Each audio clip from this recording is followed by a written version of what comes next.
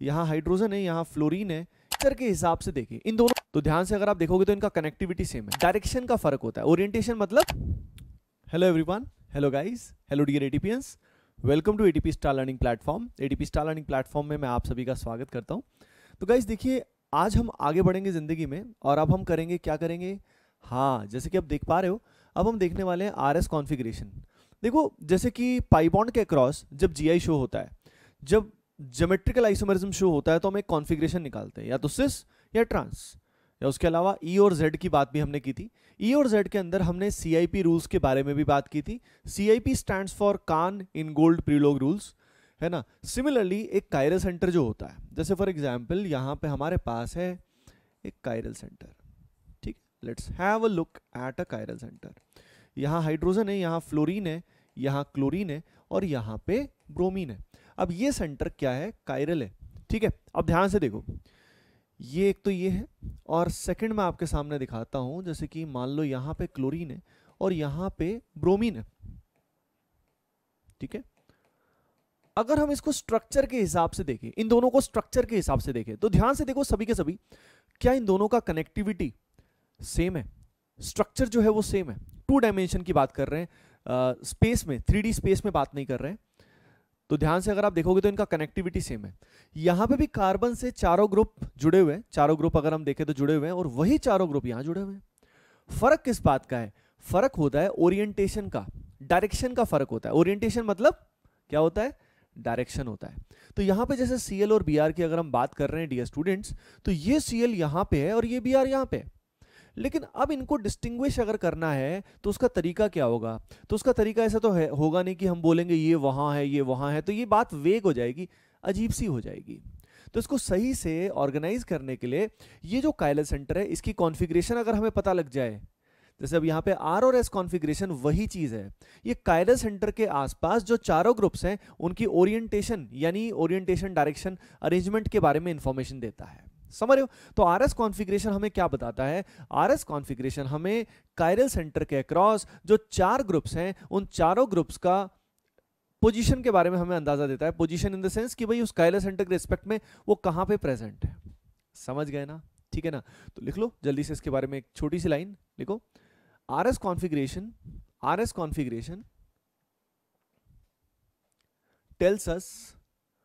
tells us about RS configuration tells us about configuration across a chiral center.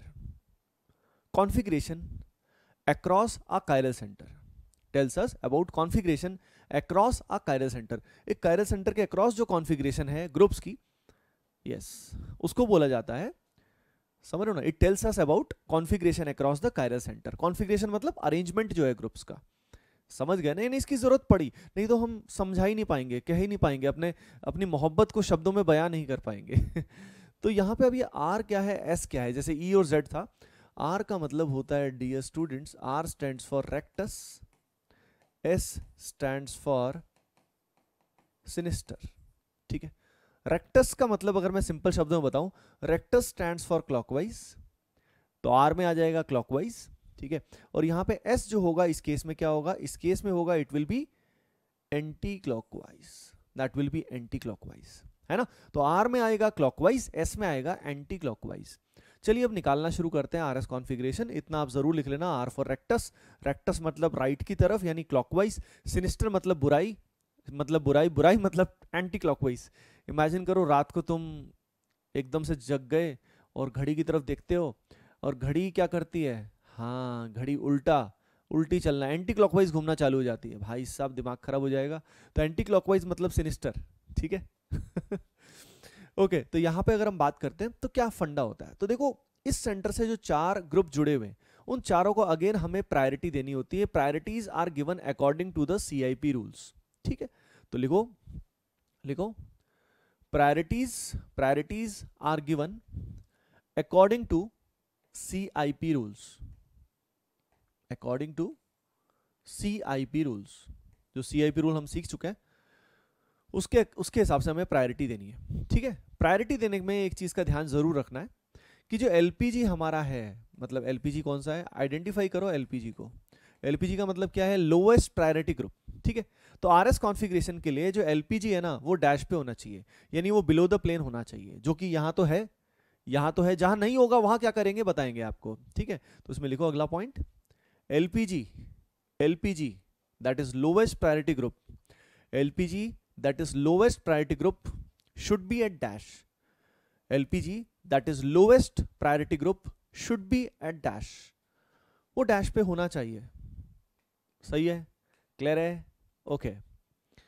अगर वो dash पे नहीं हुआ तो हम उसको डैश पे लेके आएंगे बाय रोटेशन। लिखो, if it is not at dash, if it is not at dash, अगर वो डैश यानी अवे फ्रॉम द ऑब्जर्वर नहीं है, if it is not at dash, then rotate the molecule accordingly, if it is not at dash, rotate the molecule accordingly, उसी अनुसार molecule को घुमाया जाए, rotate the molecule accordingly। सही है क्या, बढ़िया, ओके। अब देखो हमने प्रायोरिटी असाइन की, अब इसको क्या करो, इसको तुम ना एक कार के स्टीयरिंग की तरह कंसिडर करो, ठीक है। अब कार के स्टीयरिंग की तरह अगर आप कंसिडर कर रहे हो तो एक तरह से आपको ये जो स्टीयरिंग को घुमाना है वो किस डायरेक्शन में घुमाना है, तो आप इमेजिन करो आपको 1 से 2 पे जाना है, 2 से 3 पे जाना है। तो भाई एक तरह से अगर 1 से 2, 2 से 3 पे जाना है तो भाई डायरेक्शन शायद आप समझ पा रहे हो कि 1 से 2, 2 से 3 जाने के लिए बोलो भाई कौन सी डायरेक्शन है, क्लॉकवाइज या एंटी क्लॉकवाइज, अरे भाई बोलो जल्दी से। हाँ ये होता है एंटी क्लॉकवाइज, एंटी क्लॉकवाइज है तो कॉन्फ़िगरेशन क्या आएगी, एस आएगी, कॉन्फ़िगरेशन क्या आएगी, एस आएगी।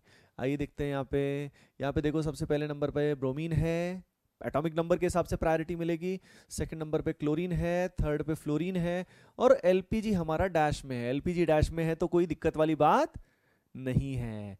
अब देखो 1 2 3 की अगर मैं बात करें, ये बना दिया हमने गोला और ये स्टीयरिंग मान लिया, व्हीकल का स्टीयरिंग है, हमें 1 से 2, 2 से 3 तक जाते हुए घुमाना है। 4 के बारे में सोचने की जरूरत नहीं है, सिर्फ फोकस करो 1 2 3 पे। 1 2 3 से आपको डायरेक्शन मिल जाएगी कि हम किस तरफ जा रहे हैं, हम किस गली जा रहे हैं, है ना। सुना आपने गाना, एक बहुत पहले आया था, हम किस गली जा रहे हैं, इस तरह से कुछ था, पता नहीं मैं गाऊंगा कैसा लगेगा, लेकिन ऐसा कुछ था, हम किस गली जा रहे हैं, हम किस गली जा रहे हैं, अपना कोई ठिकाना नहीं, अपना कोई ठिकाना नहीं। तो गाइस देखो ये क्लॉकवाइज घूमा, कॉन्फ़िगरेशन क्या आएगा, आर आएगा, कॉन्फ़िगरेशन क्या आएगा, आर आएगा। अब देखिए आगे करते हैं, अगला क्वेश्चन करते हैं डियर स्टूडेंट्स। यहाँ पे कुछ ऐसा करते हैं, ये एलपीजी हमने यहाँ पे कर दिया, यहाँ पे हाइड्रोजन, यहाँ फ्लोरीन, क्लोरीन, ब्रोमीन। देखो यार एटम कुछ और भी लगा दो, OH लगा दो, मिथाइल लगा दो, इथाइल लगा दो, वो तो वही प्रायोरिटीज का फंडा वही सेम CIP, यानी जो EZ में था वही सेम टू सेम यहाँ पे लगेगा, ठीक है। और समझ रहे हो ना। तो बात ये है कि लेकिन अपने को आरएस कॉन्फ़िगरेशन इतना तो आना चाहिए, ठीक है। बेसिक लेवल पे आरएस कॉन्फ़िगरेशन जरूर आना चाहिए, बहुत हाई प्रोफाइल की जरूरत नहीं, लेकिन बेसिक्स जरूर अच्छे से आना चाहिए। तो भाई देखो अब यहाँ पे क्या हुआ, यहाँ पे अगर हम प्रायोरिटी देंगे तो नंबर 1 पे ब्रोमीन है, सेकंड पे बोलो कौन है, क्लोरीन है, थर्ड पे फ्लोरीन है, और एलपीजी भाई औकात से बाहर छोटू आ गया। अब एलपीजी का ख्याल जरूर रखना है, अगर एलपीजी अबव द प्लेन आ गया तो भाई अब हम क्या करेंगे, we will rotate the molecule accordingly, molecule को हम घुमाएंगे और घुमा के इसको डैश पे ले जाएंगे। कैसे घूमेगा ये, तो देखो इसको झूले की तरह समझ लो, ये झूला है, झूले वाली पोल है, और इस पोल पे होते हैं ना वो जो घोड़े पे बच्चे बैठे होते हैं, है ना, टॉय टाइप के हॉर्सेस होते हैं छोटे छोटे, उन पे बच्चे बैठे होते हैं, ठीक है। तो ये आगे छोटू, ठीक है, ये पीछे कौन है, इसके पीछे, इस पोल के पीछे F, और यहाँ कौन है, क्लोरीन। अब झूला चालू किया, मोटर चालू है, ये घूमेगा। जब ये घूमेगा तो ये जो छोटू यहाँ पे है, आगे है गाइस, ये किधर जाएगा, पीछे जाएगा, और पीछे से ये यहाँ आएगा। समझ रहे हो ना, यानी ये ऐसे ऐसे घूम जाएगा, इस तरीके से इस डायरेक्शन में घूमेगा, क्योंकि ये भी तो घूम रहा है तो इसके साथ साथ ये भी घूम रहा है ना। तो I think you can clearly understand, after the rotation करके शेप तो वही की वही रहेगी, लेकिन यहाँ पे पहुंच गया है H, यहाँ पहुंच गया है F, यहाँ पहुंच गया है क्लोरीन, और यहाँ पे हमारे पास कौन है, ब्रोमीन।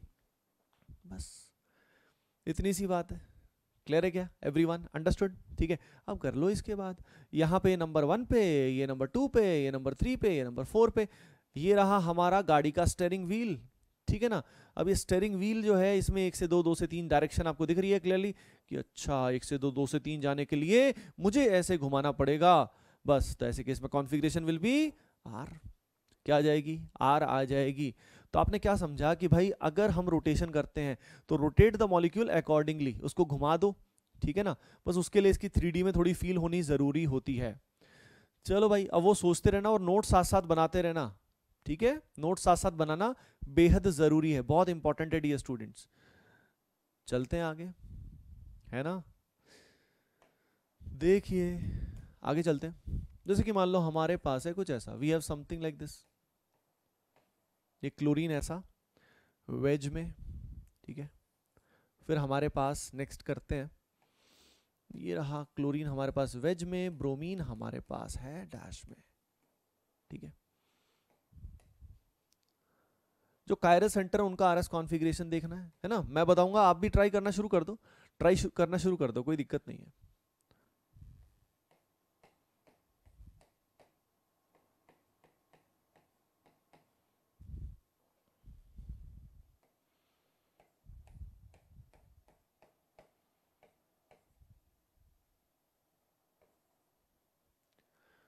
ये 4 क्वेश्चंस अपन ट्राई करेंगे, ठीक है, मिलके करेंगे। कुछ आप भी ट्राई करो। देखो जैसे मैंने हमेशा आपको बताया, हर सब्जेक्ट में आपको मैंने बताया, जब तक तुम इन वीडियो लेक्चर्स को, इन लेक्चर्स को प्रॉपर एक मूवी की बजाय प्रॉपर खुद इन्वॉल्व होके नहीं करोगे ना, तब तक तुम्हारा परफॉर्मेंस उस लेवल का नहीं जाएगा। अगर आप चाहते हो कि तुम्हारा परफॉर्मेंस ऑनलाइन स्टडीज से भी उस लेवल का जा पाए, उसके लिए तुम्हें डिसिप्लिन के साथ हर चीज़ जो बताई जाए उसमें लगातार इन्वॉल्व रहना पड़ेगा। ये बहुत बहुत ज़रूरी है डियर स्टूडेंट्स, ठीक है, समझ गए।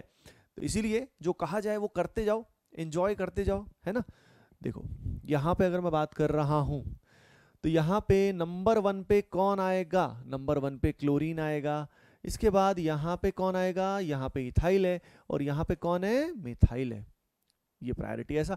एलपीजी कौन है भाई, ये रहा हमारे छोटू भाई साहब, ये 4th नंबर पे डैश में है, यानी जहाँ पे होना चाहिए वहीं पे छोटू है। अब क्या करेंगे, तो देखो इसको करने का डायरेक्ट तरीका बता रहा हूँ।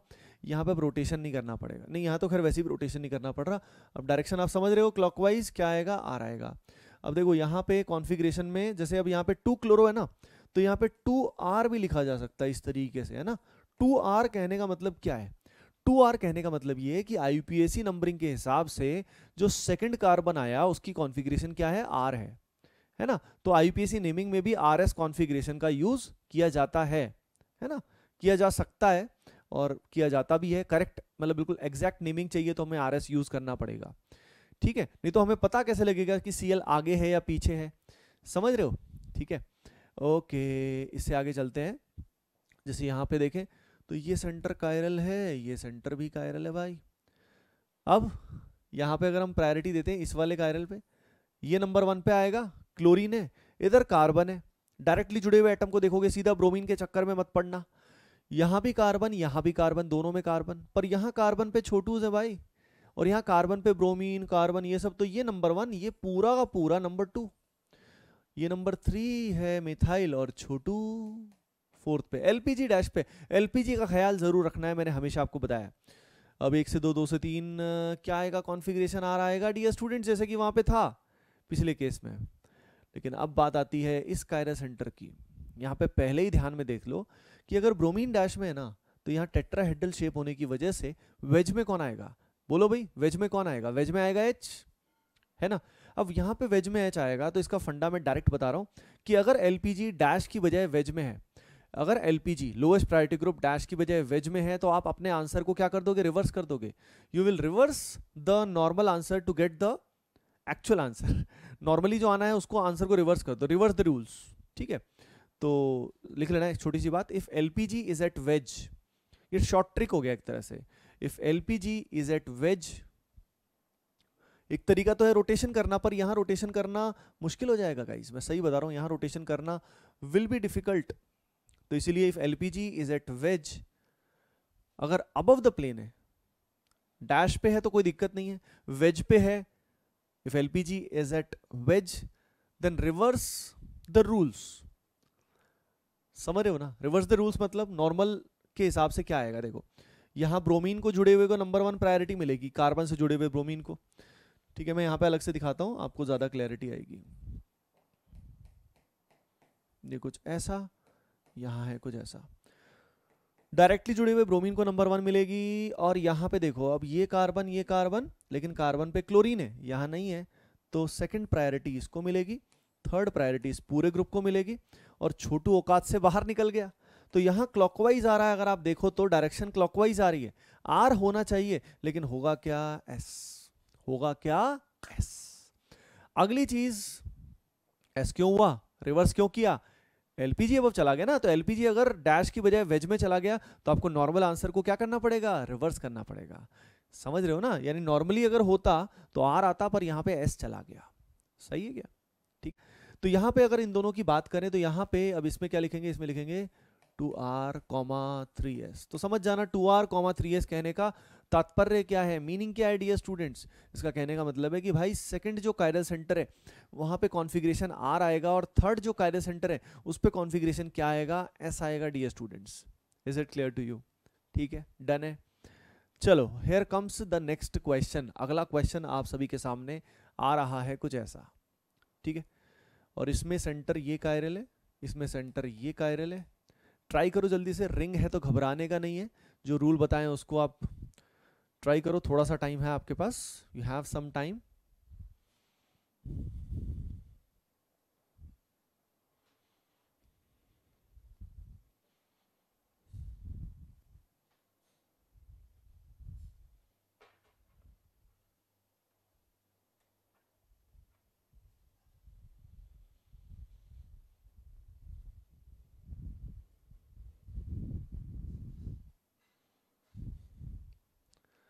देखो एवरीवन, अगर हम यहाँ पे बात करते हैं तो यहाँ पे हमारे सामने क्या आ रहा है, हमारे सामने आ रहा है ये ऑक्सीजन, ये कार्बन, ये कार्बन, ऑक्सीजन है, कार्बन है, कार्बन है। ठीक है, और अगर हम इसमें देखें तो यहाँ पे ये नंबर 1 है।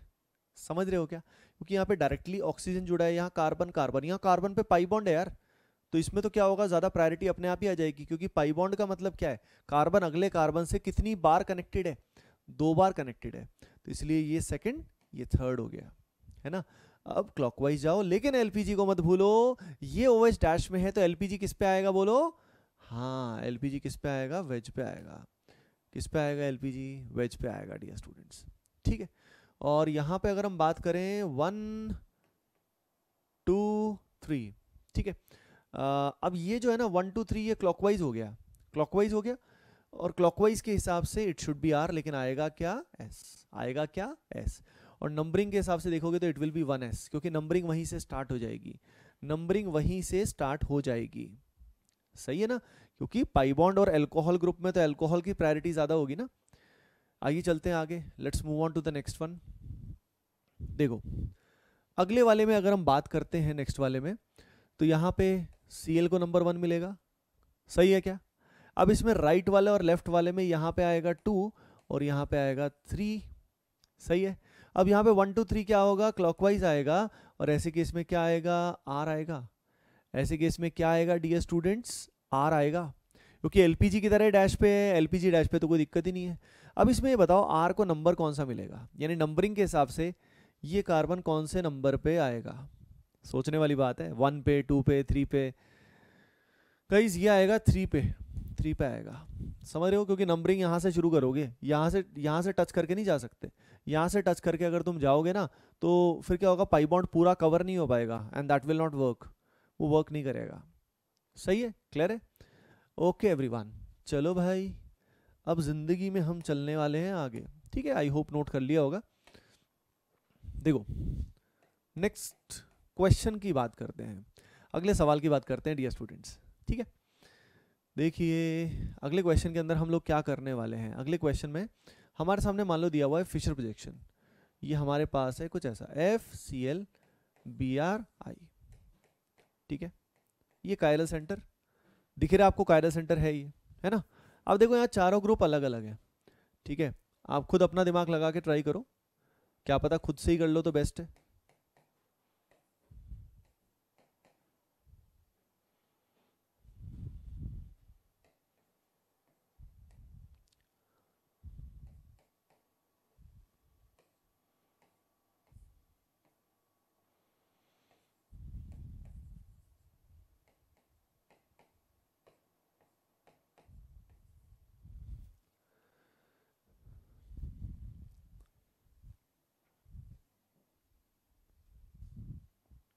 देखिए एवरीवन,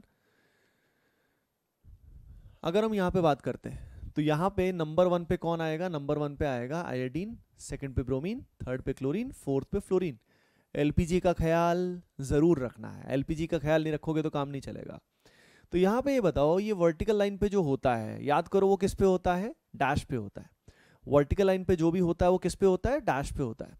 तो यानी अगर एलपीजी वर्टिकल लाइन पे है तो कोई दिक्कत नहीं है ना? नॉर्मल रूल्स, स्टीयरिंग व्हील 1 से 2, 2 से 3 की डायरेक्शन दिख रही है, क्या डायरेक्शन है? एंटी क्लॉकवाइज, यानी it will be S. Simple, ठीक है। लेकिन यहां पे देखो 1 2 3 एंड 4। अब देखो यहाँ पे एलपीजी जो है, ऑक्सीजन का एटॉमिक नंबर लोवेस्ट है, ये हॉरिजॉन्टल लाइन पे है। हॉरिजॉन्टल लाइन पे के ग्रुप्स याद है तुम्हें क्या होते हैं? हॉरिजॉन्टल लाइन के जो ग्रुप्स होते हैं दे आर एट वेज। वो किस पे होते हैं? वेज पे होते हैं, डैश पे नहीं होते हैं। सही है। तो इस बेसिस पे अगर हम देखें तो आंसर हमें रिवर्स करना पड़ेगा ना। नहीं, नॉर्मल सीक्वेंस में अगर हम देखें तो 1 से 2, 2 से 3 अगर जाओगे तो क्लॉकवाइज से आर आना चाहिए, पर आएगा S, because LPG is above the plane. LPG अगर अबव द प्लेन पे है तो ऐसा होगा। कई स्टूडेंट्स को डाउट आता है कि सर अगर एलपीजी ऑन द प्लेन हो, यानी ना तो आगे ना पीछे, तो क्या करें? किसी किसी के दिमाग में, शायद भटकती आत्मा के दिमाग में ये आया होगा। तो गाइज अगर वो ऑन द प्लेन है ना तो कुछ भी हो सकता है, समझ रहे हो? तो इसका मतलब उसमें फिर रोटेशन का ही मेथड यूज करना पड़ेगा। लेकिन वैसा क्वेश्चन नॉर्मली आता नहीं है, तो घबराने की कोई जरूरत नहीं है। मैंने क्या बताया? अगर एलपीजी बिलो द प्लेन था, डैश द प्लेन बोल रहा हूँ बिलो द प्लेन है और डैश पे, तब तो दिक्कत है ही नहीं, तब तो सब चिल है। अगर वो अबव द प्लेन आया तो रिवर्स कर दिया आंसर, और अगर वो ऑन द प्लेन है, यानी ना तो आगे ना पीछे, तब हमें रोटेशन करना ही पड़ेगा उसको। बिना रोटेट किए काम नहीं चलने वाला। सही है, समझ गए? यहाँ पे, अब यहाँ पे भाई साहब 2-2 सेंटर कायरल हैं, ये भी है ये भी है। अब इसमें स्टूडेंट्स की नॉर्मली हालत थोड़ी सी टाइट होती है, तो करो थोड़ा सा खुद पहले एक बार थोड़ा दिमाग की एक्सरसाइज करो डियर स्टूडेंट्स।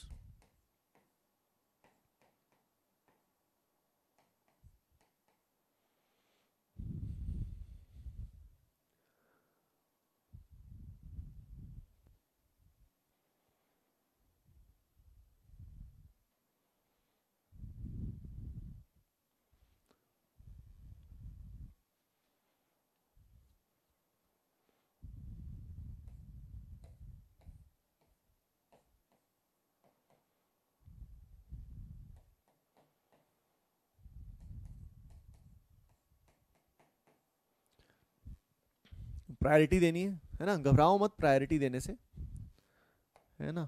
देखिए यहाँ पे अगर हम बात करें इस कार्बन की, तो इस कार्बन पे क्या है? इस कार्बन पे एक तो C है, एक Cl है, एक ये C है, ठीक है।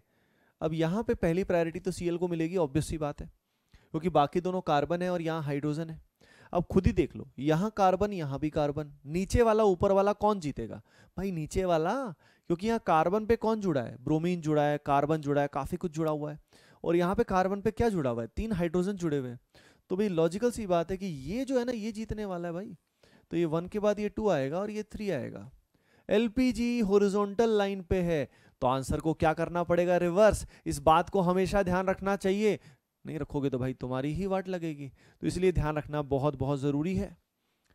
तो यहाँ पे अब देखो डायरेक्शन, स्टीयरिंग, बड़ा स्टीयरिंग व्हील, 1 से 2, 2 से 3 डायरेक्शन दिख रही है, क्या आ रही है? क्लॉकवाइज आ रही है। क्लॉकवाइज आ रही है तो होना क्या चाहिए? आर होना चाहिए ना, लेकिन होगा क्या? एस होगा dear students, then it will be S. सही है, बात थोड़ी थोड़ी जरूर समझ में आई होगी। ओके एवरीवन, ठीक है ना? अब देखो, अब चलते हैं जिंदगी में आगे। यहाँ पे अगर मैं बात आपको बताऊं तो इस वाले केस में पहली प्रायोरिटी ब्रोमीन को, सेकंड ऊपर वाले को मिलेगी, थर्ड नीचे वाले को मिलेगी। तो 1 2 3 डायरेक्शन क्या आ रही है? Anti clockwise. It should be S, होना चाहिए एस, लेकिन एलपीजी की वजह से क्या आएगा? आर। एलपीजी की वजह से क्या आएगा? R. Lowest priority group horizontal line पे है ना, तो रिवर्स करना पड़ेगा आंसर। अब इसमें अगर हम देखेंगे तो यहाँ पे लिखेंगे, क्या लिखेंगे भाई? 2s3r, ये अपने को आना चाहिए, क्योंकि नंबरिंग ऊपर से की जाएगी लोकेंट रूल फॉलो करके, लोवेस्ट लोकेंट रूल फॉलो करके। यानी numbering is to be done in such a way that locant receives the lowest number. Numbering ऐसे की जाएगी ताकि लोकेंट को कम से कम नंबर मिले। सही है क्या? डन है, ठीक है। ऐसा क्वेश्चन जो है ना, इस तरह का क्वेश्चन जेई मेन में आ जाता है, नीट में आ सकता है, एडवांस में नहीं आता। एडवांस में आरएस कॉन्फ़िगरेशन का यूज आता है, याद रखिए। एडवांस में ये नहीं आता है, ठीक है, यूज आता है, डायरेक्ट नहीं आ सकता, क्योंकि क्लियरली मेंशन्ड है सिलेबस में, excluding RS and EEZ. RS और ईजेड एक्सक्लूडेड है, लेकिन यूज आ जाएगा, काम आ जाता है ये चीज। अगले वाले दोनों जल्दी सोचो भाई, सोचो सोचो सोचो, करो, मतलब सॉल्व करो, इसको भी करो, इसको भी करो, ट्राई दिस प्रॉपर्ली।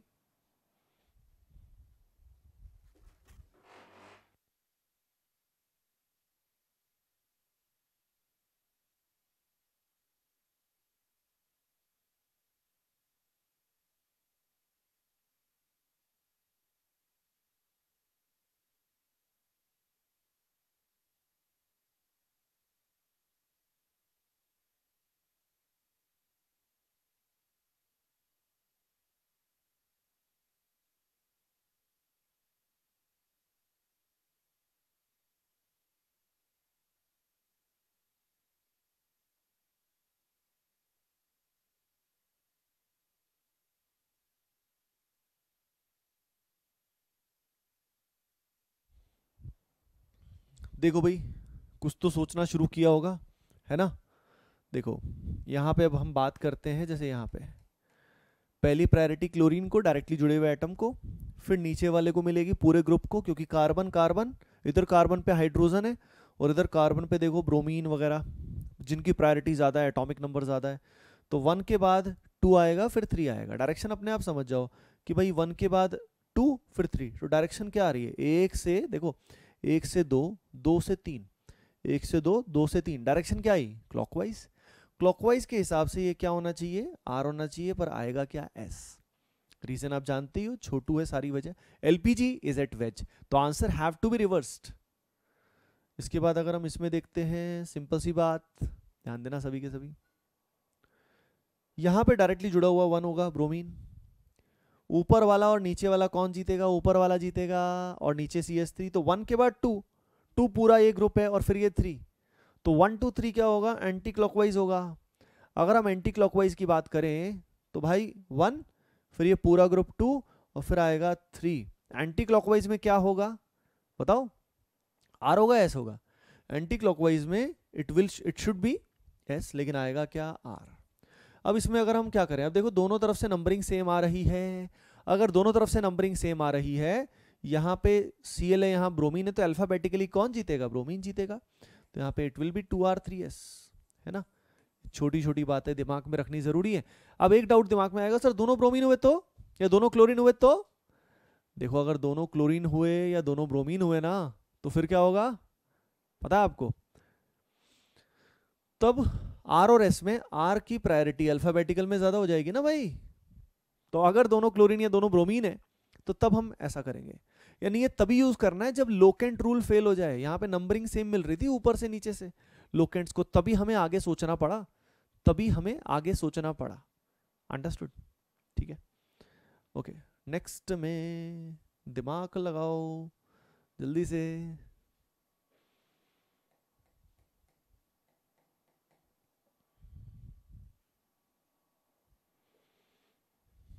ये वाली चीज भी बतानी है इसमें ना, ये वाली चीज भी बतानी है, ठीक है।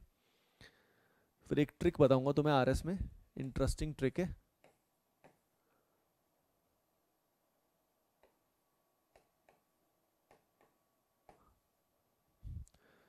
देखो फ्लोरीन है, कार्बन है, H है, कार्बन है। पहले नंबर पे तो फ्लोरीन ही जीतेगा, डायरेक्टली जुड़े हुए को देखते हैं सबसे आगे। अब इस कार्बन के आगे ऑक्सीजन एटम है, और इस कार्बन के कौन है, क्लोरीन है। सबसे तगड़ा अगर हम बात करें तो क्लोरीन वाला जीत जाएगा ना। तो 1 के बाद ये आएगा 2 और ये आएगा 3। डायरेक्शन अगर हम देखें 1 2 3, 1 2 का 3, डायरेक्शन क्या आ रही है, 1 2, 1 2 3, 1 2 3, क्या डायरेक्शन है, क्लॉकवाइज। आर आना चाहिए, आएगा क्या, एस, है ना। एलपीजी की वजह से, एलपीजी का ध्यान नहीं रखा तो जिंगल अला हो जाएगा, गड़बड़ हो जाएगी जिंदगी में, है ना, ध्यान रखिए इस बात का।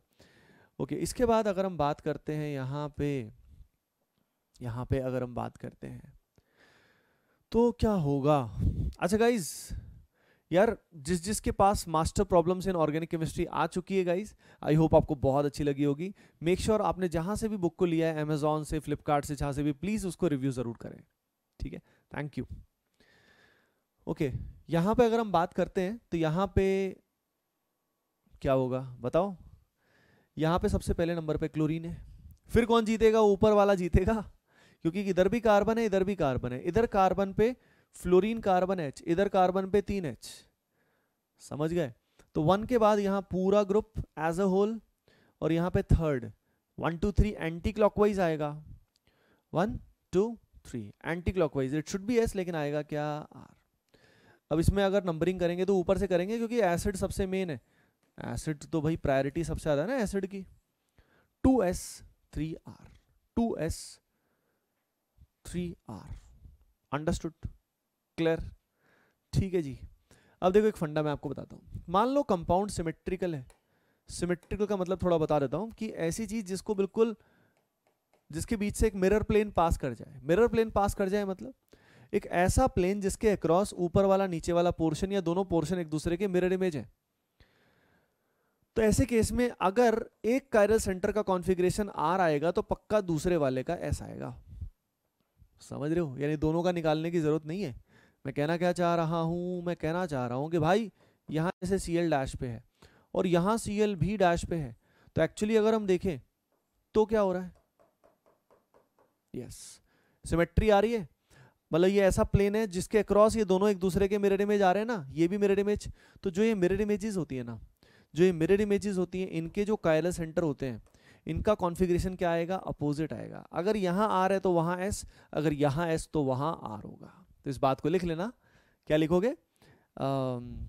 RS configuration of the mirror images, RS configuration of the mirror images is opposite.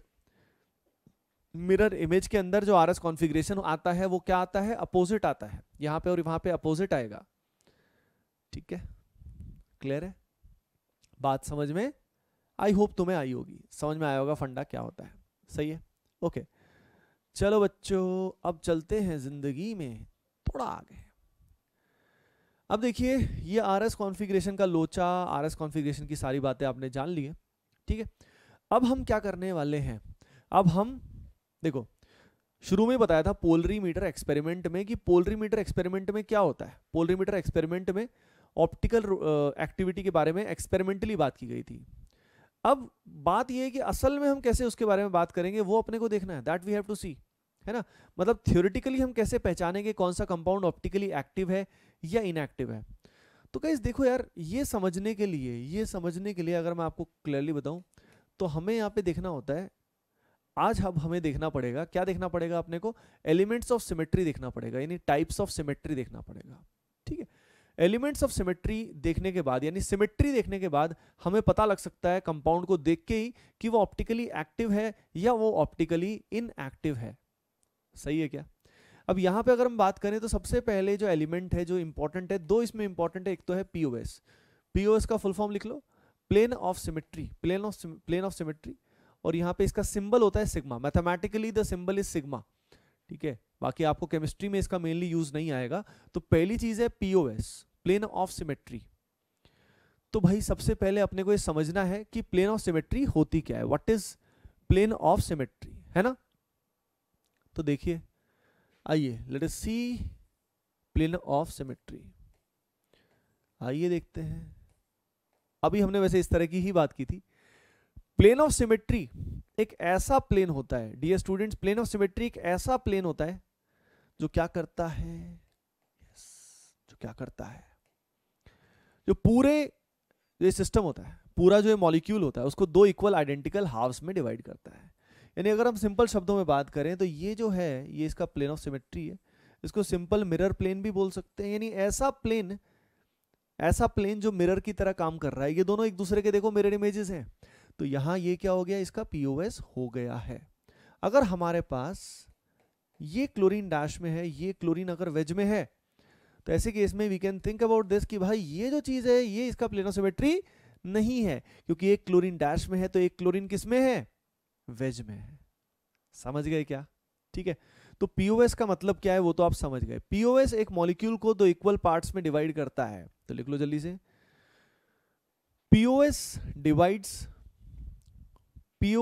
Divides a molecule, POS divides a molecule in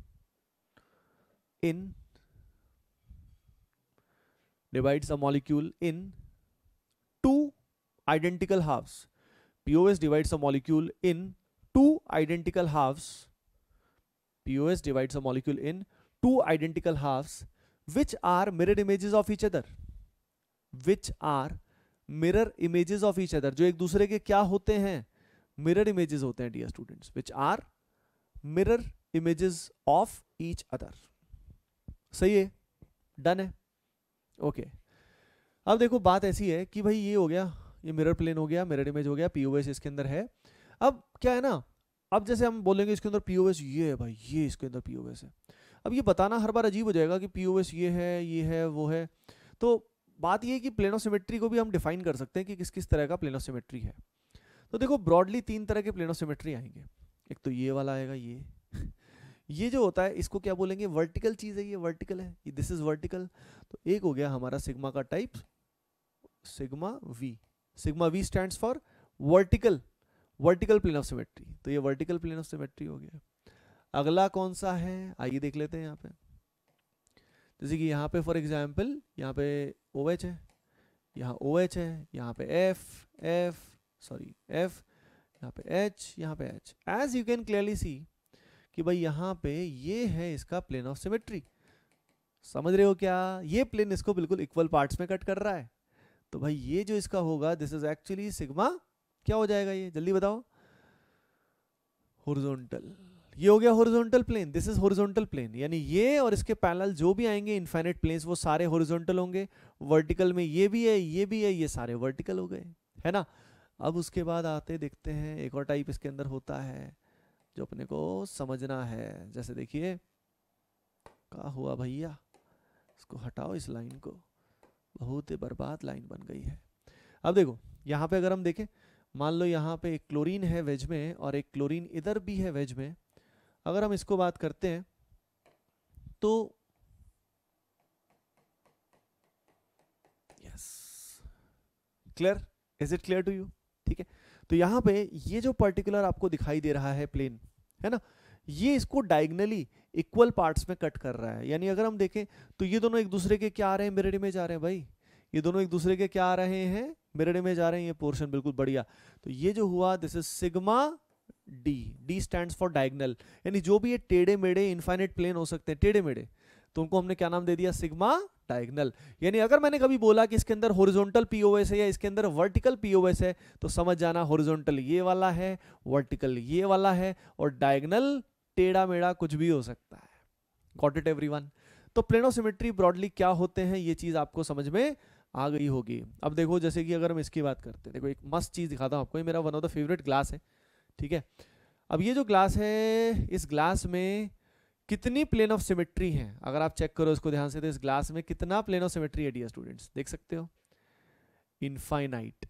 यहां से कट करो बिल्कुल बीच से तो भी इक्वल कटेगा, यहां से भी, यहां से भी, यहां से भी। There are so many planes passing through this glass. Oh sorry, मैं जोश में आ गया, है ना, हाँ ठीक है। तो मैं क्या बोल रहा था कि सो मेनी प्लेन्स, यानी इसमें कितने हो गए, इनफाइनाइट प्लेन ऑफ सिमेट्री हो गए, इनफाइनाइट इस ग्लास में, इस तरह के ग्लास में। आप कोई भी ग्लास अपने पास रख लो, नॉर्मल ग्लास अगर हम देखें तो उसमें आपको दिख जाएगा कि हाँ यार इस ऑब्जेक्ट में तो इनफाइनाइट प्लेन ऑफ सिमेट्री है। सही है क्या? अच्छा एक बात बताओ, जो अपना ये हैंड है, अगर हम इसकी बात करें तो इस हैंड में प्लेन ऑफ सिमेट्री आएगा क्या? क्या इस हैंड में कोई प्लेन ऑफ सिमेट्री है? नहीं है ना। ये वाला भी नहीं है। ये जो अपन किसकी बात करते हैं, जो ये अपन ने वर्टिकल की बात कर ली, हॉरिजॉन्टल की बात कर ली और डायगोनल की बात कर ली, अपन ने इसकी बात नहीं करी। ये जो होता है ना, ये वाला प्लेन, इसको मॉलिक्यूलर प्लेन ऑफ सिमेट्री बोल देते हैं। यानी ये मॉलिक्यूल के बिल्कुल, मतलब समझ रहे हो ना, मैक्सिमम एटम से पास कर रहा होता है। जैसे फॉर एग्जाम्पल ये है, और ये अगर प्लेन की बात करें जो उंगलियों के बिल्कुल बीच से जा रहा है, ये भी पीओएस नहीं होगा भाई, क्योंकि यहाँ पे आगे वाला हिस्सा अलग है और पीछे वाला अलग है ना। अगर परफेक्टली सेम होता तब तो अलग बात थी, लेकिन वो थोड़ी होता है, आगे से पीछे से दोनों से सेम थोड़ी ना होता है। समझ रहे हो क्या? अच्छा, ये जो सिग्मा मैंने मॉलिक्यूलर प्लेन बताया, इसका मेरे को फील दिलाना चाहता हूं मैं आपको, तो वो इसी ग्लास से भी आपको आ जाएगा। अगर हम यहाँ पे प्लेन ऑफ सिमेट्री की बात करें, ये मॉलिक्यूलर वाला, तो वो ये हो जाएगा, दिस इज दिस वन। ठीक है, ये वर्टिकल हो गया, इसमें हॉरिजॉन्टल वाला नहीं आएगा, हॉरिजॉन्टल वाला नहीं आएगा, है ना, वो पीओएस नहीं आएगा इसमें। एक तो आ गया ये वर्टिकल भी इसके अंदर पीओएस है, और ये वर्टिकल के अलावा ये वाला, ये जो है ना, ये दिस प्लेन, तो यहां से बीच से पास कर रहा है। आप अपने पास ग्लास रख सकते हो एंड यू कैन सी कि उसके अंदर क्या होने वाला है, what will happen in that. सही है, ओके। तो भाई पीओएस का बेसिक आई थिंक आपको अंदाजा लग गया होगा कि पीओएस कैसे क्या होता है। ठीक है, अब इसमें देखो क्वेश्चंस करते हैं, फंडे करते हैं, मजा आएगा। और कुछ ट्रिक्स भी आपको बता देता हूँ साथ साथ, इंपॉर्टेंट। पहली चीज तो ये जरूर ध्यान रख लेना, बहुत इंपॉर्टेंट है, कि जिस भी कंपाउंड में एग्जैक्टली एक सेंटर कायरल होता है, जिस भी कंपाउंड में एग्जैक्टली एक सेंटर कायरल होता है, उसमें कभी भी पीओएस नहीं आएगा, कभी भी प्लेन ऑफ सिमेट्री नहीं आएगा। समझ रहे हो क्या? चाहे चेक करके देख लो।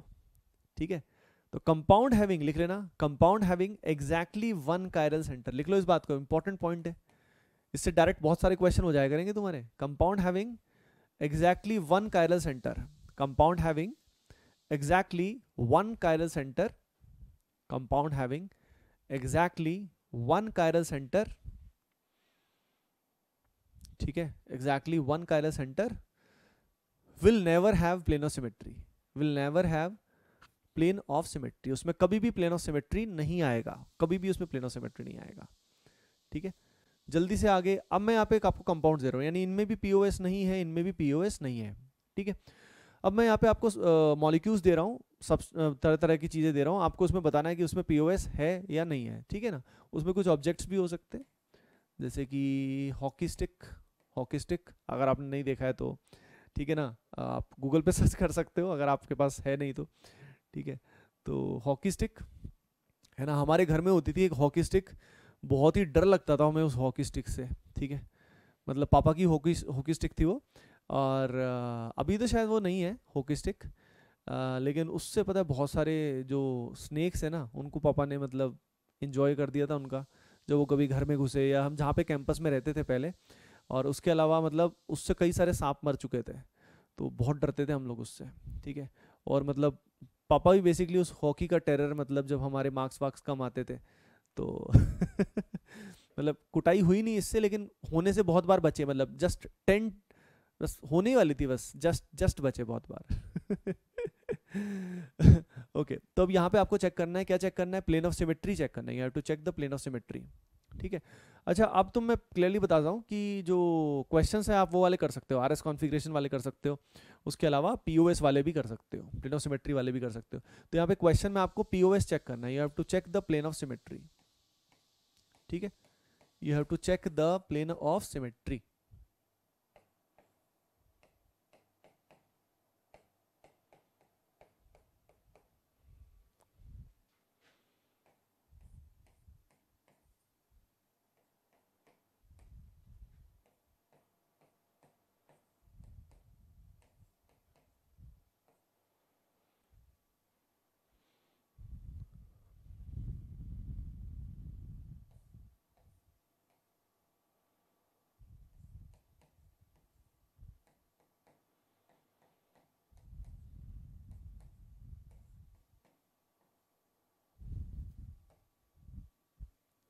देखिए, हॉकी की अगर हम बात करें तो हॉकी जो है उसके अंदर प्लेन ऑफ सिमेट्री नहीं होता है, पता है आपको? हॉकी जो होती है ना, वो आगे से फ्लैट होती है और बैक से, मतलब इधर साइड से जहाँ हम होल्ड करते हैं वो कर्वी होती है, कर्व होता है वहाँ से, और जहाँ से बॉल को हिट किया जाता है, वाइट बॉल को, वो फ्लैट होता है। ऑब्वियसली वो कर्वी कैसे हो सकता है? तो होल्ड करने के लिए आसान रहे तो ये पोर्शन कर्व होता है, दोनों तरफ सेम नहीं होता है। ठीक है, तो हॉकी के अंदर पीओएस नहीं है, no plane of symmetry is there. करते जाओ, सारे के सारे करते जाओ।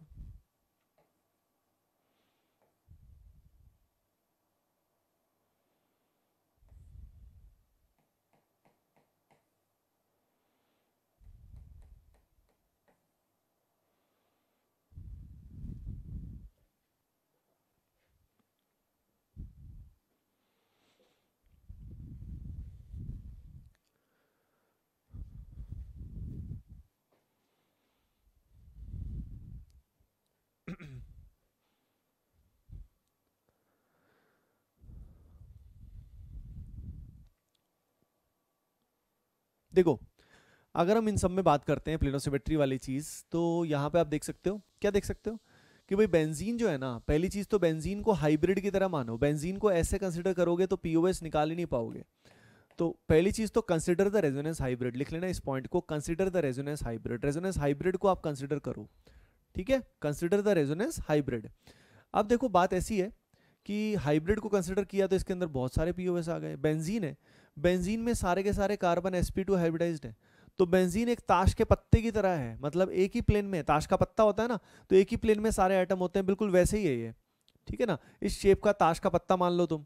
तो यहाँ पे प्लेनो सिमेट्री बहुत सारे हैं, बहुत ही सारे हैं, कितने हैं ये मैटर नहीं करता, जैसे कि ये हो गया, क्योंकि सबका फंक्शन तो एक ही होता है, एक पीओएस हो चाहे 4 पीओएस हो, बात तो एक ही है, it won't create any difference at all. तो कितने हैं अपने को उसमें सोचने का कोई फायदा नहीं है, it is a share wastage of time, है ना। तो भाई ये हो गया, हॉरिजॉन्टल हो गया, यानी वर्टिकल भी है, हॉरिजॉन्टल भी है, डायगोनल भी है, बहुत सारे हैं इसमें। उसके अलावा मॉलिक्यूलर, एक बात आपको बता देता हूँ, इसका जो मॉलिक्यूलर प्लेन पीओएस है ना, सिग्मा मॉलिक्यूलर, यानी बेंजीन का जो ये वाला प्लेनोसिमेट्री है, ये पता है कितने एटम से पास कर रहा है, पता है कितने एटम्स को बिल्कुल बीच से कट करता हुआ जा रहा है। कई हैरान हो जाते हैं, सर एटम्स को कट कैसे कर सकता है? अरे यार हाइपोथेटिकल बात है, मतलब एक प्लेन हम एज्यूम कर रहे हैं, इमेजिन कर रहे हैं कि अगर वो होता तो वो कहाँ से जा सकता है एटम्स के अंदर से चीरते हुए थोड़ी निकलता है वो। तो आप लेकिन समझो कहना क्या चाह रहे हैं।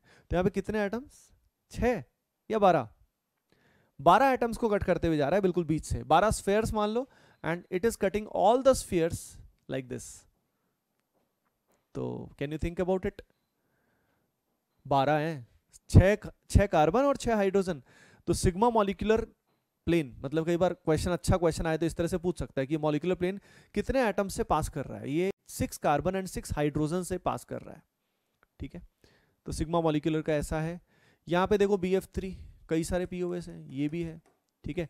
अब देखो ये जो एटम है इसको सिमेट्रिकल मानेंगे हम, ये नहीं सोचना कि सर फ्लोरीन सिमेट्रिकल नहीं है, एक गिवन एटम को तो हम एक सिंपल एक सॉलिड स्फीयर की तरह एज्यूम करेंगे, तो ये इधर और इधर सेम माना जाएगा, ठीक है। और इसके अलावा वर्टिकल के अलावा और भी इसके अंदर पीओएस है, मल्टीपल है। अच्छा इसका मॉलिक्यूलर पीओएस भी है, देखो जहाँ पे सारे एटम, जो सेंट्रल एटम अगर sp2 सारे के सारे sp2 हो गए तो उसमें मॉलिक्यूलर पीओएस होगा ही होगा, ठीक है। मॉलिक्यूलर पीओएस उसके अंदर होना ही होना है अगर सारे ये कनेक्टेड एटम sp2 है।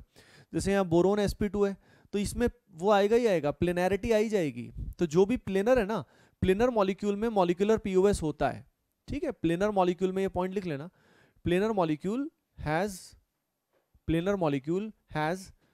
सिग्मा एम उसके अंदर है, पक्की बात है। और इसका सिग्मा एम जो बोर्ड है, एक तरह से ये जो बोर्ड है ना, ये बोर्ड, ये black board, black digital board, ये सिग्मा एम है dear students, it is sigma M. Clear, understood, ठीक है ना।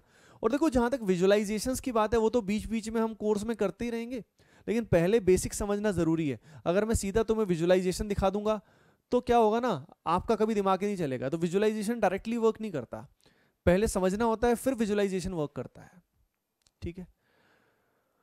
ओके, इसके बाद यहाँ पे सारे चेक करो जल्दी जल्दी।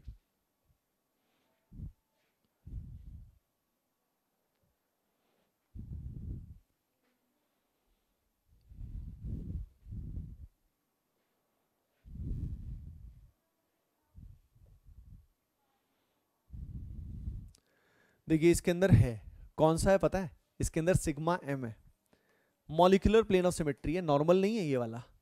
सिग्मा एम जो है ना, देखो मतलब क्या होता है, सिग्मा एम को कई बार स्टूडेंट फील नहीं कर पाते। सिग्मा एम एक ऐसा प्लेन होता है जो मॉलिक्यूल को, या कोई भी प्लेन ऐसा होता है, पीओएस ऐसा होता है जो मॉलिक्यूल को दो इक्वल भागों में काटे। अब इसको एज्यूम करो, ये सारे के सारे जो एटम्स है ना, ये यहाँ पे एक क्लोरीन इधर, फिर कार्बन इधर, फिर इधर कार्बन, फिर इधर फ्लोरीन, इस तरीके से है ना। तो फ्लोरीन कार्बन ऐसे इस डायरेक्शन में, क्लियर है ना ये बात। अब इसमें जब तुम ऐसे जा रहे हो तो ऐसे जा रहे हो तो हर एक एटम जो है ना, इमेजिन करो, सिर्फ क्लोरीन को इमेजिन करो, क्लोरीन को हाफ कट कर दिया, क्लोरीन का आधा हिस्सा प्लेन के इधर है और आधा पीछे है, आपको फ्रंट वाला दिख रहा है, इमेजिन करो, और इसी का आधा हिस्सा इस बोर्ड के पीछे भी है। You can imagine in such a वे कि जैसे ये बोर्ड है, ये इसका सिग्मा एम है, तो इस बोर्ड, ये बोर्ड इन सारे एटम्स के बिल्कुल बीच से पास कर रहा है। तो इन एटम्स का आधा आधा हेमिस्फेरिकल हिस्सा, बॉल्स जो है वो आपको दिखाई दे रही है, विजिबल है, और आधा हिस्सा इस बोर्ड के बीच से पास कर रहा है। मतलब बोर्ड के पीछे है उसके आधा हिस्सा। तो ये मॉलिक्यूलर प्लेन ऑफ पीओ, ये जो पीओएस है, ये सोचना इंटरेस्टिंग होता है काफी। तो इसके अंदर जो सिग्मा एम है वो कितने एटम से पास करेगा, बोलो 4 से। कितने एटम्स के बिल्कुल बीच से पास करेगा, थिंक अबाउट इट, कितने से ये पास कर रहा है, 6 से। हाइड्रोजन भी तो है भाई, हाइड्रोजन को मत भूलो, छोटूस को मत भूलो भाई, ठीक है। अगले में चेक करो, अगले में प्लेन ऑफ सिमेट्री है, अगले में प्लेन ऑफ सिमेट्री है, ठीक है। कितने हैं अगेन, इसमें भी मॉलिक्यूलर वाला भी मिलेगा, पर ये दिख ही रहा है तो बात ही खत्म है। इसके अंदर नहीं है कुछ भी, इसके अंदर नहीं है, कोई भी नहीं है, क्योंकि ये फ्लोरीन इधर है, ये इधर है। इसके अंदर है क्या, नहीं, इसके अंदर भी नहीं है, इसके अंदर भी पीओएस नहीं आ रहा है डियर स्टूडेंट्स, ठीक है। तो भाई अब ये अपन ने देख लिया है कि किस तरीके से इनको अपने को देखना होता है, how we have to think, है ना। जो भी यहाँ पे है उसको एक बार दिमाग में समराइज कर लो, summarise all of this in the brain बढ़िया से, ठीक है। जो भी यहाँ पे समझाया गया, थिंक अबाउट इट प्रॉपरली, फिर हम आगे बढ़ते हैं।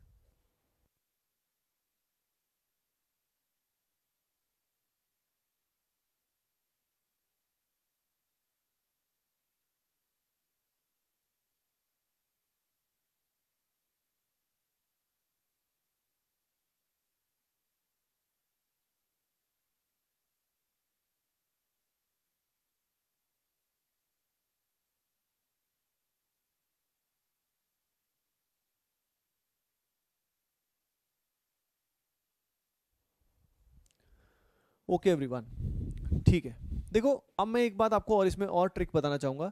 एक तो मैंने सिंगल कायरल सेंटर वाला आपको ट्रिक बताया था, और मैं एक और फंडा आपको बता देता हूँ। इन जनरल ट्रू है वो, लेकिन उसमें एक्सेप्शंस भी होते हैं, लेकिन इन जनरल वो ट्रू होता है कि जिस कंपाउंड में एग्जैक्टली एक सेंटर कायरल हो, तब तो मैंने बताया उसके अंदर कभी भी पीओएस नहीं आता, कभी भी नहीं आता है, नेवर। एक से ज्यादा हो तो कुछ भी हो सकता है, जैसे एक से ज्यादा है तो इसमें नहीं आया, पर हो सकता है आ भी जाए, तो एक से ज्यादा में तो कुछ भी हो सकता है।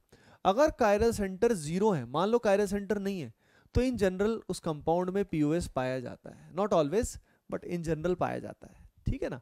तो वो कहाँ कहाँ पे है जिसमें मतलब, तो इन जनरल हम बात करें तो डायरेक्टली क्वेश्चन इससे कर सकते हैं। कैसे, जैसे देखो ये अपने सामने है, जैसे यहाँ पे मान लो CH3 आ गया, और यहाँ पे CH3 आ गया, यहाँ पे H है, यहाँ पे Cl है। अब यहाँ पे मान लो हम देख के पीओएस एक बार फील नहीं कर पा रहे हैं कि किधर है, ये फिशर प्रोजेक्शन दिया है, और हम देख के मान लो फील नहीं कर पा रहे हैं, पर हमने देखा कि यार यहाँ तो कायरल सेंटर है ही नहीं, एक भी सेंटर कायरल नहीं है, तो हम सीधा समझ जाएंगे कि इसके अंदर पीओएस है, बस हम ढूंढ नहीं पा रहे हैं, लेकिन होता है। समझ रहे हो ना। इसमें भी आप इसको ढंग से बनाओगे 3D में, तो you will see a plane of symmetry, इसमें मिल जाएगा। तो ये पॉइंट लिख लेना, लिख लो, in most of the compounds, most not all, in most of the compounds having zero chiral center, in most of the compounds having zero chiral center, in most of the compounds having zero chiral center, ठीक है, having zero chiral center, having zero chiral center, POS is present, POS must be present, यानी आपको check करने की जरूरत ही नहीं है, सीधा सीधा हो जाएगा, ठीक है ना। ओके तो देखो एलिमेंट ऑफ सिमेट्री में कुछ और बात भी अपने को करनी है, ठीक है ना। वो बात करके फिर अपन एनेंटियोमर डायस्ट्रोमर वगैरह चीज पे आ जाएंगे, ठीक है। तो ठीक है गाइस, तो जो भी अभी तक किया है उसको आप सॉल्व करते रहो, है ना। जो भी आपको मटेरियल मिलता जा रहा है उसको आगे बढ़ते रहो, यानी पीओएस वगैरह वाले क्वेश्चन कर लो, आरएस वाले कर लो, ठीक है। फिर आगे वाली चीज देखते हैं, ओके। और अपनी पढ़ाई सबसे इंपॉर्टेंट है, अच्छे से करते रहो, जिस तरीके से मैं गाइड कर रहा हूँ वो सारी चीज़ें जितना आप बढ़िया से फॉलो करोगे, डिस्ट्रैक्ट नहीं रहोगे, क्योंकि जैसे कि आप जानते हो जो आपको इन कोर्सेज में मटेरियल दिया जा रहा है वही होना इतना आसान नहीं होता, वही करने में बहुत चैलेंजेस आते हैं, तो पहले उसको अच्छे से कर लो, ठीक है ना, फिर किसी और चीज़ पे जाना। Okay okay guys, bye bye bye, take care and love you all.